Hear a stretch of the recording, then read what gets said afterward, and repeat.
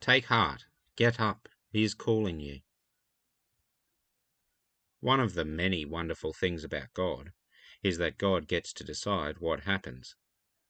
The Psalms sing about God controlling the weather and the planets. Our reading through the prophet Isaiah reveal how God gets to decide which empire is on top at any given point in history. In previous readings through Mark, we have heard Jesus talk explicitly about what he is going to go through when he gets to Jerusalem.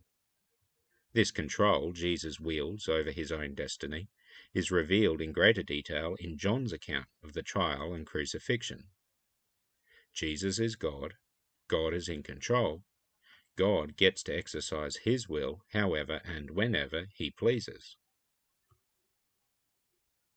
Just as God decides on whether the sun will rise or not, who will win the next election, or whether the fridge will keep our milk cold tonight, God also gets to decide who is drawn into his presence.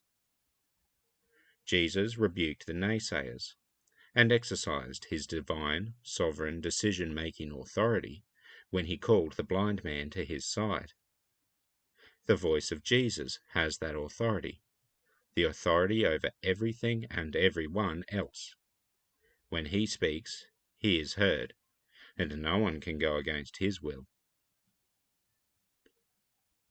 When Jesus calls someone to him, that someone cannot say no. There are two reasons why.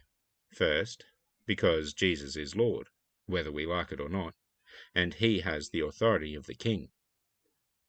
Secondly, it is because the voice of Jesus is the voice we have wanted to hear our whole life, whether we knew it or not.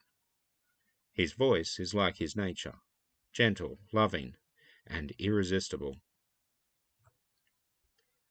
This little story, tucked away just before Jesus' triumphant entry into Jerusalem, teaches us what a couple of the doctrines of grace look like in action.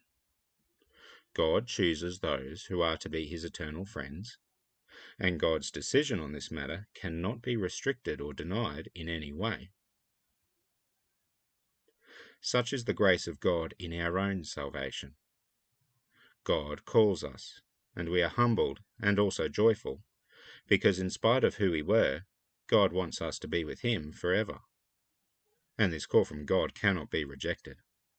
God's calling is effectual. Any will of our own that we may wish to exercise in denying God's call is ultimately in vain, because God gets what God wants. Do you hear the voice of Jesus calling you? Then take heart, because he will never leave you.